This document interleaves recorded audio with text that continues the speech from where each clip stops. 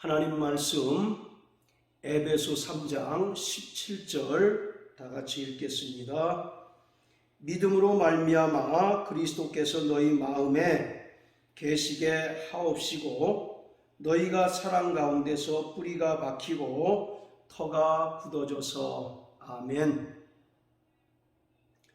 사도 바울은 에베소서를 기록할 당시에 로마의 감옥에 갇힌 상태입니다. 그런 상황에서 에베소 교회를 향하여 쓴 서신이 에베소서입니다. 한편으로 생각할 때 그가 옥에 갇혀 있기 때문에 가지 못하는 그 답답한 현실을 극복하기 위해서 오히려 에베소 교회 성도들을 향해서 더 간절하게 기도했는지도 모릅니다. 그래서 에베소 1장에서도 바울이 간절히 기도하는 모습이 나타나고 또 3장에서도 에베소 교회를 향해서 간절한 마음으로 기도하는 바울의 모습이 나타나 있습니다. 그래서 16절에는 너희 속사람을 성령의 능력으로 강건케 하옵시기를 간절히 기도합니다. 그리고 두 번째로는 오늘 본문의 말씀과 같이 믿음으로 말미암아 그리스도께서 너희 마음에 계시도록 바울은 에베소 교회를 향해서 간절히 기도합니다. 우리의 믿음이라는 것은 예수 그리스도께서 내 안에 계시고 또 우리가 예수 안에 거하는 것을 아는 것이 곧 믿음입니다. 자, 우리 고린도후서 13장 5절을 다 같이 읽습니다. 자, 고린도후서 13장 5절. 너희가 믿음에 있는가 너희 자신을 시험하고 너희 자신을 확증하라. 예수 그리스도께서 너희 안에 계신 줄을 너희가 스스로 알지 못하느냐. 그렇지 않으면 너희는 버리운 자니라. 사도 바울은 고린도 교회를 향해서 믿음에 있는가 자신을 시험하고 확증하라고 말씀합니다. 여기서 시험하고 확증하라는 말은 한 번으로 끝나는 것이 아니라 계속적인 반복적인 활동을 말합니다. 그러니까 한 번 확증하는 것으로 끝나는 것이 아니라 거듭해서 자신이 믿음에 있는가 증명해 보일 것을 권고하고 있습니다. 자, 그런데 여기서 믿음이라고 하는 것, 그리고 우리가 믿음에 있다라는 것이 무슨 말이냐? 그것은 그 뒤에 나오는 것처럼 예수 그리스도께서 너희 안에 계신 줄을 아는 것이 곧 믿음이라는 것입니다. 그러니까 믿음이라고 하는 말을 여러 다양한 의미로 표현할 수 있지만 고린도후서 13장 5절이나 그리고 에베소 3장 17절을 통해서 바울은 믿음이라고 하는 것은 예수께서 우리 안에 계시는 것을 아는 것, 그것이 바로 믿음이라는 것입니다. 자, 그렇다면 예수 그리스도께서 우리 안에 거하는 것을 어떻게 알 수가 있을까요? 자, 이것은 성령을 통해서 알 수 있다고 말합니다. 자, 요한일서 3장 24절. 그의 계명들을 지키는 자는 주 안에 거하고 주는 저 안에 거하시나니 우리에게 주신 성령으로 말미암아 그가 우리 안에 거하시는 줄을 우리가 아느니라. 우리에게 주신 성령으로 말미암아 예수께서 우리 안에 거하는 줄을 우리가 안다라고 말합니다. 자, 그리고 4장 13절 그의 성령을 우리에게 주심으로 우리가 그 안에 거하고 그가 우리 안에 거하시는 줄을 아느니라. 자, 성령으로 말미암아 우리가 예수님 안에 거하고 예수님께서 우리 안에 거하는 것을 안다라고 말합니다. 여기서 거듭 안다라고 하는 표현을 사용하고 있는데, 이 안다라는 것은 어떤 지식적으로 아는 것을 말하는 것이 아니라 체험을 통해서 아는 것을 말합니다. 자, 그렇기 때문에 우리가 예수께서 성령으로 말미암아 우리 안에 계시고 또 우리가 성령으로 충만하다라고 하는 것은 결코 어떤 종교적인 상징이나 종교적인 감정에 치우친 것이 아닙니다. 이것은 실제 경험이어야 하고 또 실제 체험이어야 하는 것입니다.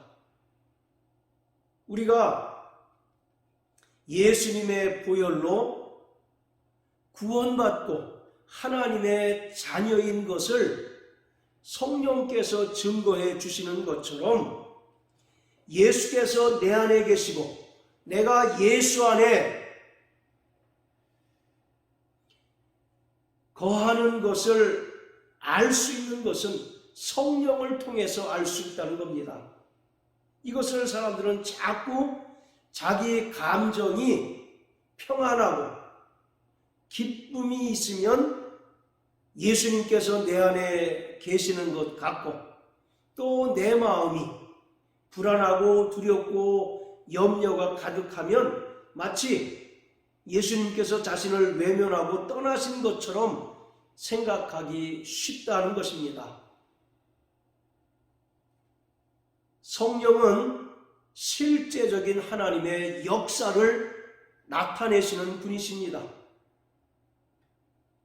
성부 하나님과 성자 예수 그리스도는 지금 우리의 육안으로 보이지 않지만 성령 하나님을 통해서 믿는 자들에게 내주하시고 또 믿는 자들을 통해서 역사하시는데, 그것을 실제적인 체험이나 경험을 통해서 알게 하시는 분이십니다. 그렇기 때문에 우리는 성령으로 예수께서 우리 안에 거하시고 또 우리가 성령으로 충만하다는 것을 결코 상징적인 표현으로 치부하거나 감정적인 요소로 나타내서는 안 됩니다. 요한복음 14장 1절부터 3절까지를 보면 예수님께서 제자들에게 말씀하시기를 너희는 마음에 근심하지 말라. 하나님을 믿으니 또 나를 믿으라. 내 아버지 집에 거할 곳이 많다라고 이와 같이 말씀합니다. 자, 우리 한번 요한복음 14장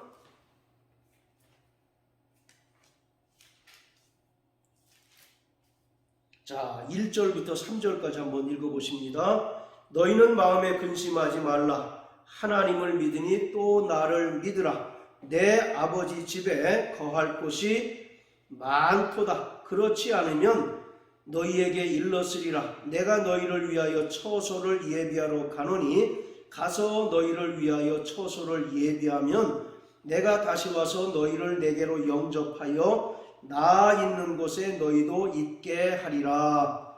아멘. 우리는 이 말씀을 일반적으로 성도들이 이 육신의 몸을 벗고 신령한 몸의 부활을 통해서 들어가게 되는 영원한 천국에 관한 이야기로 이해를 합니다. 자, 그런데 요한복음 14장 1절부터 3절까지의 말씀은 영원한 하나님 나라, 천국에 관한 말씀이 아니라 예수님께서 부활 승천하셔서 아버지께 성령을 구하여 성령을 제자들 그리고 모든 믿는 자들에게 보내주셔서 믿는 자들의 심령을 하나님의 거처, 즉 하나님의 성전으로 삼아 주신다는 이야기를 하고 있는 것입니다. 자, 우리 23절을 다 같이 읽어보시겠습니다. 예수께서 대답하여 가라사대 사람이 나를 사랑하면 내 말을 지키리니 내 아버지께서 저를 사랑하실 것이요 우리가 저에게 와서 거처를 저와 함께 하리라. 자, 이 말씀은 성령이 제자들 안에 내주하시고 하나님의 성전 삼으시겠다는 말씀입니다. 자, 그런데 23절에 거처라고 하는 단어가 헬라어로 모나이라고 하는 단어가 쓰였는데 14장 2절에 보면 거할 곳이라고 하는 표현도 헬라어 모나이가 쓰였습니다. 그렇기 때문에 지금 이 말씀은 천국에 관한 말씀이 아니라 예수님께서 성령을 믿는 자들에게 부어주셔서 성도들의 심령을 하나님의 거처, 하나님의 성전 삼아서 영원히 함께 하시겠다는 말씀을 하고 있습니다. 요한복음 14장부터 17장까지를 예수님의 고별 설교라고 말합니다. 3년 동안 예수님은 12명의 제자와 함께 공생의 사역을 했고 제자들은 그들의 직업을 다 버리고 심지어 베드로 같은 경우에는 처와 그 가정을 버리고 예수님을 3년 동안 따라다녔습니다. 3년 동안 굳은 일도 많았고 또 좋은 일도 많았었는데 어쨌든 예수님의 제자들은 3년 동안 예수님을 늘 따라다녔고 예수님과 늘 함께 했습니다. 그런데 어느 날 예수님께서 제자들에게 내가 몇 날이 못 돼서 대제사장들과 서기관들에게 잡혀서 십자가에 매달려 죽게 될 것이다. 그리고 3일 만에 부활하고 승천해서 아버지께로 갈 것이다 라고 말씀하시는 것입니다. 이 말을 들은 제자들은 어떤 심정을 가졌을까요? 큰 충격과 또 예수님께서 없는 그런 상황을 상상할 때 그들에겐 두려움이 엄습할 뿐이었습니다. 그때 제자들에게 예수님께서 하셨던 말씀이 14장 1절부터 3절까지의 말씀이 너희는 마음에 근심하지 말아라. 하나님을 믿으니 또 나를 믿으라. 그러면서 2절과 3절의 말씀을 하시는 것은 내가 너희를 떠나는 것에 대하여 너희가 근심하지 말아라. 너희에게 성령을 보내줘서 성령이 너희의 심령을 하나님의 거처요 성전 삼음으로 영원히 너희와 함께 할 것이다 라고 이와 같이 말씀합니다. 자, 그러면서 16절부터 18절까지 우리 또 읽어봅니다. 내가 아버지께 구하겠으니 그가 또 다른 보혜사를 너희에게 주사 영원토록 너희와 함께 있게 하시리니 저는 진리의 영이라. 세상은 능히 저를 받지 못하나니 이는 저를 보지도 못하고 알지도 못함이라. 그러나 너희는 저를 아나니 저는 너희와 함께 거하시며 또 너희 속에 계시겠습니다. 내가 너희를 고아와 같이 버려두지 아니하고 너희에게로 오리라. 아멘. 자, 16절에 내가 아버지께 구하겠으니 또 다른 보혜사를 너희에게 주사 영원토록 너희와 함께 있게 하시겠다라고 말씀합니다. 요한일서 2장 1절에 보면 예수님은 죄인들을 위하여 이 땅에 오신 보혜사이십니다. 그리고 또 다른 보혜사이신 성령을 아버지께 구해서 너희에게 보내줄 터이요 그가 너희와 영원히 함께 하시겠다는 것을 말씀합니다. 세상은 보혜사 성령을 능히 알지도 못하고 받지도 못하지만 너희는 바로 보혜사 성령을 알고 그가 너희와 함께 있고 너희도 그와 함께 있게 하겠다라고 말씀합니다. 그러면서 18절에 내가 너희를 고아와 같이 버려두지 아니하고 너희에게로 성령으로 올 것이다 라고 말씀합니다. 성령은 예수 이름으로 오신 하나님의 영이십니다.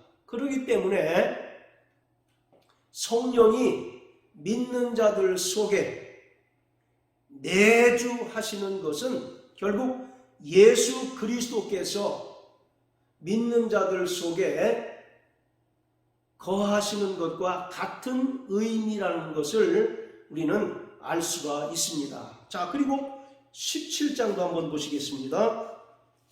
자, 17장 21절부터 23절까지입니다. 아버지께서 내 안에 내가 아버지 안에 있는 것 같이 저희도 다 하나가 되어 우리 안에 있게 하사 세상으로 아버지께서 나를 보내신 것을 믿게 하옵소서. 내게 주신 영광을 내가 저희에게 주었사오니 이는 우리가 하나 된 것 같이 저희도 하나가 되게 하려 함이니이다. 곧 내가 저희 안에 아버지께서 내 안에 계시어 저희로 온전함을 이루어 하나가 되게 하려 함은 아버지께서 나를 보내신 것과 또 나를 사랑하심 같이 저희도 사랑하신 것을 세상으로 알게 하려 함이로소이다. 아멘. 자, 이처럼 요한복음 14장부터 17장까지는 예수님께서 보혜사 성령을 보내주셔서 너희를 고아처럼 버려두신 것이 아니라 영원히 너희와 함께 하시겠다는 약속을 제자들에게 하시는 것입니다. 이처럼 오늘 성령으로 말미암아 예수께서 우리 안에 거하시는 것을 믿으시길 바랍니다. 그리고 성령으로 말미암아 우리가 예수 안에 거하는 것을 또한 믿는 것이 우리의 믿음입니다. 성령은 보혜사이십니다. 보혜사라고 하는 말은 가장 최측근에서 법률적인 자문을 하는 변호사를 말하고 있습니다. 보혜사 성령이 이 땅에 오시는 것은 예수 그리스도를 변호하시기 위함입니다. 자, 요한복음 15장 26절 27절입니다. 내가 아버지께로서 너희에게 보낼 보혜사 곧 아버지께로서 나오시는 진리의 성령이 오실 때 그가 나를 증거하실 것이요 너희도 처음부터 나와 함께 있었으므로 증거하느니라. 보혜사 성령이 이 땅에 오시는 것은 예수 그리스도를 적극적으로 변호하시기 위해서 오시는 것입니다. 예수께서 이 땅에 오셔서 죄인의 모습처럼 십자가에 달려 죽으셨지만 그는 근본 하나님의 아들이시고 또 하나님이심을 적극적으로 변호하시는 분이 성령이십니다. 따라서 성령은 예수의 피로 말미암아 구원받고 성령으로 거듭난 성도들을 통해서 예수 그리스도를 담대히 증거하게 하시고 또 예수 그리스도를 담대히 변호하게 하십니다. 자, 그리고 요한복음 16장 8절부터 11절까지 보면 성령이 죄에 대하여 의에 대하여 심판에 대하여 세상을 책망하신다라고 말씀합니다. 그가 와서 죄에 대하여 의에 대하여 심판에 대하여 세상을 책망하시리라. 죄에 대하여라 함은 저희가 나를 믿지 아니하며 의에 대하여라 함은 내가 아버지께로 가니 너희가 다시 나를 보지 못하며 심판에 대하여라 함은 이 세상 임금이 심판을 받았음이니라. 자, 이 땅에 성령이 오셔서 죄에 대하여 의에 대하여 심판에 대하여 세상을 책망하신다라고 말씀합니다. 죄가 무엇인지 의가 무엇인지 그리고 심판이 무엇인지를 믿는 자들을 통해서 세상을 책망하고 깨닫게 하심으로 불신자들이 예수를 믿고 구원 얻도록 하시겠다는 것입니다. 세상 사람들은 죄가 어떤 도덕적인 의미로 도덕적인 개념으로 이해를 합니다. 그러나 예수를 믿지 않는 것이 바로 죄라고 말합니다. 그리고 의를 여전히 도덕적인 개념으로 생각을 해서 이 땅에서 선하고 착하고 또 용기 있는 행동을 하면 의인이고 열사라고 취급하지만 그러나 오직 예수만이 의인이심을 성령은 증거하신다는 것입니다. 그 증거가 무엇이냐? 바로 죽은 자 가운데서 예수가 다시 살아나시고 아버지께로 가신 것이 바로 예수님께서 의인이라고 하시는 증거, 의인이라는 증거라는 것을 말씀하고 있어요. 그리고 심판에 대하여라 함은 이 세상 임금이 심판을 받았다. 예수께서 십자가에 달려 죽으시고 부활하심으로써 이 세상 임금인 사망 권세를 가진 마귀가 심판을 받았다라고 이와 같이 말씀하고 있습니다. 자, 이처럼 우리 안에 내주하시는 성령은 성도들을 통해서 예수를 증거하게 하시고 또 죄에 대하여 의에 대하여 심판에 대하여 세상을 책망하게 하십니다. 뿐만 아니라 성령은 성도들의 신앙생활에 절대적으로 필요하신 분이십니다. 칭의의 구원을 받은 성도들이 성화의 삶을 살아가는데 절대적인 분이 바로 성령이십니다. 성령의 도움이 없이는 성도들은 성화의 삶을 살아낼 수가 없습니다. 성령께서 우리 속사람을 강건케 하심으로 성도들이 죄와 싸워 이기게 하시고 또 세상의 유혹과 욕심이 우리를 해하려 한다 할지라도 세상의 욕심과 죄를 단호하게 배격할 수 있는 힘을 공급해 주시는 이가 성령이십니다. 그래서 로마서 8장 13절 14절에 보면 영으로서 몸의 행실을 죽이고 하나님의 영으로 인도함을 받는 자들이 하나님의 자녀라고 분명히 말씀하고 있습니다.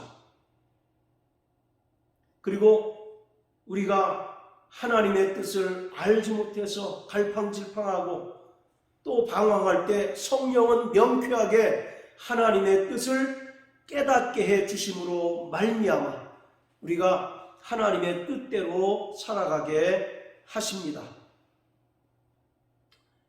고린도전서 2장 10절 11절에 보면 사람의 영 외에는 사람의 사정을 알 수 없는 것처럼 성령은 하나님의 깊은 것까지라도 통달하셔서 하나님의 뜻을 알게 하신다라고 말씀하고 있습니다.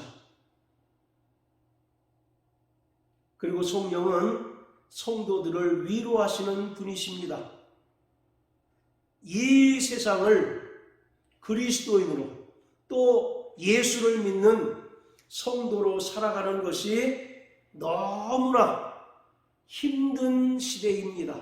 그리고 앞으로도 점점 더 힘든 시대가 될 것이라는 것을 누구나 알 수가 있습니다. 이러한 때 고난과 핍박 가운데 있는 성도들을 위로하고 용기를 주시고 또 다시 믿음으로 일으켜 세우시는 이가 성령이십니다. 그렇기 때문에 우리는 날마다 성령의 도우심을 구하고 또 날마다 성령의 위로를 구하는 자가 되어야 하는 것입니다. 그리고 성령은 날마다 우리를 새롭게 변화시켜 주시는 분입니다. 자, 우리 요한 에베소서 4장 22절부터 24절까지 다 같이 읽겠습니다.